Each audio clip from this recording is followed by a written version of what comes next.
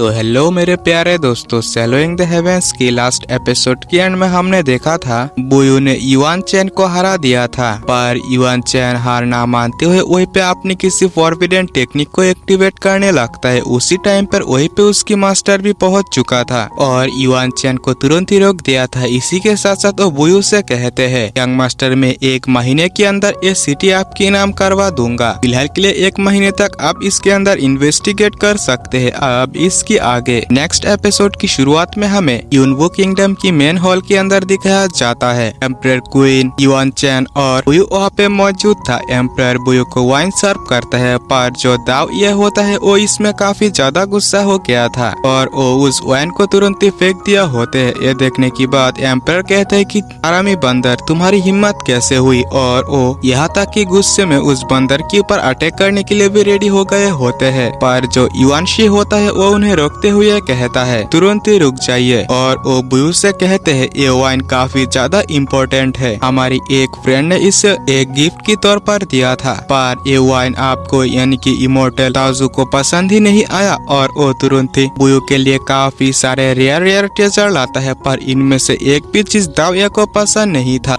इस चीज पर थोड़ा सा शौक होते हुए कहता है महारानी, आप मुझे ये सभी चीजें देने की कोशिश क्यों कर रहे हैं? मुझे इन सभी चीजों की जरूरत नहीं है। आखिरकार मुझे समझ में नहीं आ रहा है कि आपका इरादा क्या है। ये सुनने की बात वो युआन शी जो होता है वो कहते हैं इतनी इम्पोर्टेंट वाइन तक आपको पसंद नहीं आया। मैंने सोचा था कि आपको ये सभी चीजें खुश कर दे, पर ये सभी चीजें भी आपको पसंद नहीं आया। फ्यूचर में अगर हम फिर से मिलेंगे तो यकीनन मैं आपके लिए कोई बढ़िया चीज ऑफर करने की कोशिश जरूर से करूंगी। पर बुयू इन सभी बातों को काटते हुए कहता है आपने जो वाइन मुझे पीने के लिए दिया था ये तो ईस्टर्न गॉड किंगडम के अंदर काफी ज्यादा फेमस है, तो क्या वो आपकी दोस्त ईस्टर्न गॉड से है? महारानी भी कहती है हाँ ऐसा ही कुछ है। इसी के साथ एम्परर वही पे कहने लगते हैं असल में हमारी जो प्रिंसेस यू है उसकी शादी ईस्टर्न गॉड किंगडम की एम्परर से होने वाली है। ईस्टर्न गॉड किंगडम की एम्परर हमारी प्रिंसेस को काफी ज्यादा पसंद करती है और वही यहाँ पे पर्सनली आते हुए हमें ये वाइन देकर गया। ये सुनने के बाद बुयू को तो काफी ज्यादा गुस्सा आ रहा था क्योंकि बुयू की बड़ी बहन की शादी किसी डिमोनिक सेक्ट से हो रहा था। बुयू गुस्सा होते हुए उन सभी से कहता है ईस्टर्न गॉड किंगडम के अंदर घोस्ट कल्टीवेशन मेथड को फॉलो किया जा सकते है, आखिरकार आप सभी उन्हें फॉलो कैसे कर सकते हैं? हम इमोर्टल्स कभी भी डीमंस के साथ मिल नहीं सकते और बुयू इसमें काफी गुस्सा हो जाता है। एम्परर उन्हें शांत करते हुए कहता है वैसे भी हमारे पास रास्ता ही कहा है, अगर हम यहाँ पे ऐसा ना करते तो शायद से वैसे भी हमारे ऊपर अब तक तो अटैक कर चुके होते हैं। बुयू इन सभी चीजों को काटते हुए वहाँ से जाते हुए कहते हैं खैर काफी देर हो चुका है, मुझे अब यहाँ से चलना चाहिए, और वो ऐसे निकल पड़ता है। अब हमें सेक्ट के बाहर बुयू को दिखाया जाता है। वो यहाँ से जाते हुए कहता है मुझे जल्द से जल्द ईस्टर्न गॉड किंगडम के अंदर जाना होगा ताकि मैं इसके बारे में जल्द से जल्द इन्वेस्टिगेट कर सकूं, पर तभी उसे एक डिमांड की ऑरा महसूस होता है और वो तुरंत ही उसी डायरेक्शन की ओर जाने लगता है। अब यहाँ से सीन शिफ्ट होता है और हमें वन किंग नाम के एक कैरेक्टर को दिखाई जाती है जो कि एक ह्यूमन कल्टीवेटर से फ्लर्ट करने की कोशिश कर रही होती है और वो उसे सीड्यूस करने की कोशिश करती है। वो ऐसा करते है उसे काफी बुरी तरीके से मार देती है। इससे हमें पता चलता है कि ये तो एक डीमन है। अब यहाँ से सीन शिफ्ट होता है और हमें बुयू के सिस्टर के साथ साथ अंकल जोंग को दिखाया जाता है। बुयू की सिस्टर उससे कहती है कि अंकल आप आज कुछ ज्यादा ही शांत लग रहे हैं। अंकल जोंग गुस्सा होते हुए कहते वैसे मैं कर भी क्या सकता हूँ शांत होने के अलावा। एम्परर यानी कि हमारी प्रिंस यू को जिस तरीके से मारा गया है और जिस तरीके से फंसाया गया है, जब भी मुझे याद आता है काफी ज्यादा गुस्सा करने की मन करता है, पर मैं ऐसा कैसे कर सकता हूँ? किसी को पता चल जाए तो इसके बारे में प्रॉब्लम क्रिएट हो जाएगी। और वैसे भी ऐसे ही बातें करते करते अपनी मेन पॉइंट पर पहुँच चुके होते हैं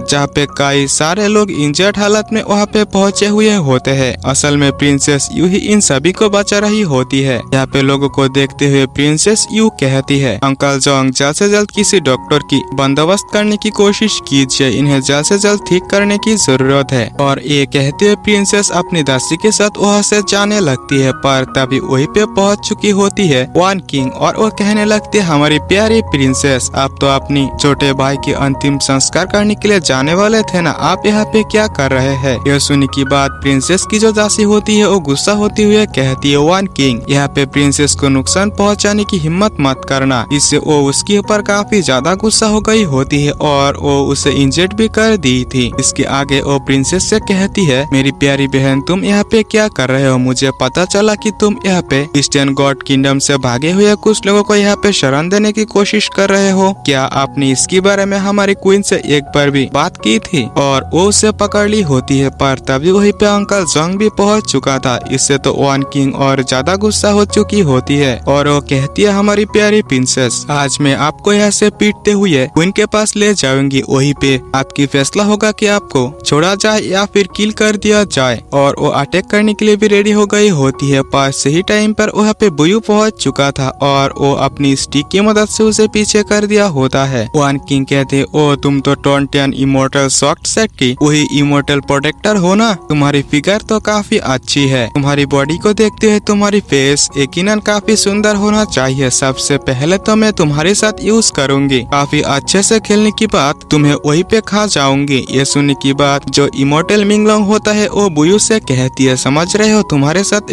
मस्ती करने की बात कर रहे, तुम तो काफी लकी हो यार, वैसे लड़की बड़ी सुंदर है। बुयू गुस्से में कहता है, इतनी अश्लील हरकतें वो भी एक डीमन के साथ कभी नहीं। और वो गुस्से में उसके ऊपर अटैक कर दिए होते हैं। वन किंग भी उससे फाइट करने लगती है, पर वो कहती है, तुम तो बॉडी रिफाइनमेंट की 9th लेवल पर हो और मैं 10th लेवल पर, तुम मेरी सामना कैसे ही कर लोगे? तुम्हारी हारना तो तय है। और उससे फाइट करने की कोशिश तो करता है, पर बुयू हर एक बार उसे पीछे करते जा रहा था। ऊपर से वो दाव याव जो होता है वो भी उसके ऊपर अटैक करते हैं, जिससे तो और भी ज्यादा इरिटेट हो जाती है। पर बुयू जो होता है पीछे से उसके ऊपर अटैक करता है। इस अटैक को डिफीट करने के बाद वन किंग तुरंत ही अपने बीस्ट फॉर्म के अंदर आ जाती है। ये देखने के बाद बुयू तुरंत ही ज्यादा देरी ना करते हैं अपने यिंग यांग ड्रैगन मिस्टीरियस टेक्निक को एक्टिवेट कर लिया होता है और तुरंत ही अटैक कर दिया था। ये अटैक इतना ज्यादा पावरफुल था, वन किंग वहीं पे सीरियस तरीके से इंजर्ड हो चुकी होती है और वो फाइट करने की हालत में नहीं थी। वो कहने लगते हैं, इमोर्टल प्लीज मुझे माफ कर देना, मैं आपकी सर्वेंट बनने के लिए पूरी तरीके से तैयार हूँ। आप जो भी कहेंगे मैं उसे फॉलो करूंगी। पर बुयू कहता है, तुम इसके लायक नहीं हो। वन किंग कहती है, आखिरकार तुम हो कौन? बुयू जैसे ही अपनी मास्क खोलता है वो तो पूरी तरीके से शॉक हो चुका था, पर बुयू यहाँ पे उसे जरा सी भी टाइम नहीं देता। उसे वहीं पे तुरंत ही किल कहते हैं, वहाँ से निकल पड़ता है। कुछ ही देर में वहीं पे रहने वाले काफी सारे लोग पहुंच चुका था। डीमन को देखते हुए वो कहने लगते हैं, आखिरकार हमारी सिटी के अंदर इतनी पावरफुल डीमन कब से छुपा हुआ था? अगर इमोर्टल इसे ना मारते तो हमें इसके बारे में तो पता तक नहीं चलता।